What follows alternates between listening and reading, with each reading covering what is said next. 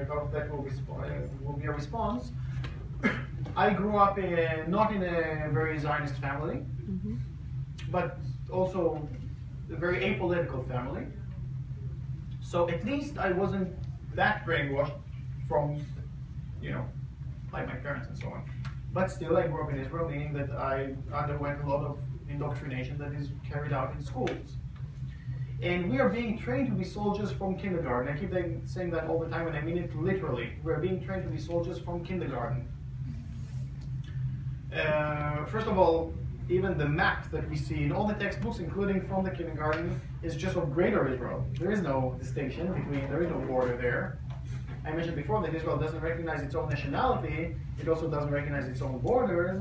It also doesn't have a stated immigration policy. It doesn't recognize many things that any normal state would, because it's an abnormal state.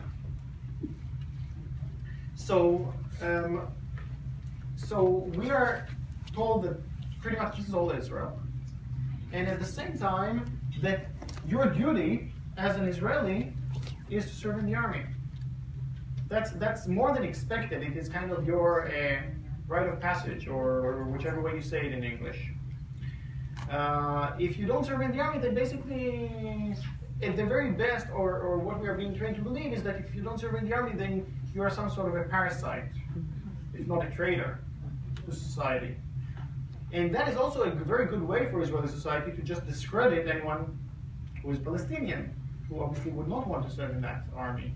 And also, by the way, to discredit the ultra-Orthodox Jews, who also don't serve in the army. And there are also, many of them are not Zionists. So they're also quite a problem for the Israelis. So, at the very least, anyone who doesn't serve in the army is some sort of a parasite, is someone who doesn't do what is expected of any decent Israeli to do. So, I grew up in the same system, and when I arrived at the military age, I was contemplating the idea for quite a while, and still I didn't manage to convince myself not to serve in the army. And I wasn't supportive of the army, I wasn't nationalistic, I didn't think highly of it. I was already supporting people like Mordechai Vanunu, the nuclear whistleblower who is regarded as a traitor in Israel, and still, even though all of that, I didn't manage to convince myself not to serve in the army. So, after 6 years of contemplating the idea, thinking about it, and not managing to convince myself, I did get drafted, thinking that obviously I will not serve my time in the army, I will obviously leave earlier, and I knew that. But I still did that, I still got drafted. It's a mandatory service in Israel, 3 years for men and 2 years for women. 2 months into the army, I had this realization. And this realization was basically that this notion of being a traitor or a parasite just disintegrated in front of my eyes. And I understood that the only thing I can be a traitor of is humanity. The only thing that I'm obligated towards, the only thing that I have allegiance towards, is something that is universal. So from that moment on, for me it was very easy, because I stopped being an Israeli. I'm a human being, that's more than enough, I don't care about the rest. And in other words, to be an Israeli, it means to speak this language all the time of us versus them. And the us versus them is not only us versus them, the Palestinians in the West Bank, it's also us versus them, the Palestinians in 48, in what is regarded as Israel proper.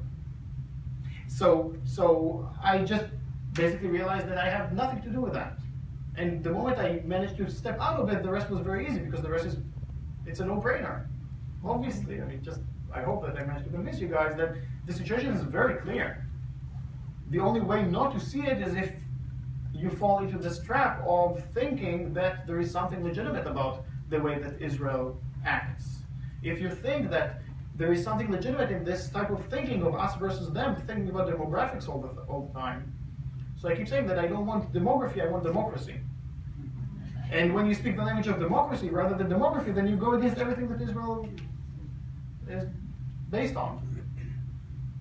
Thank you. I have two quickie questions. One of them would be that Switch it on.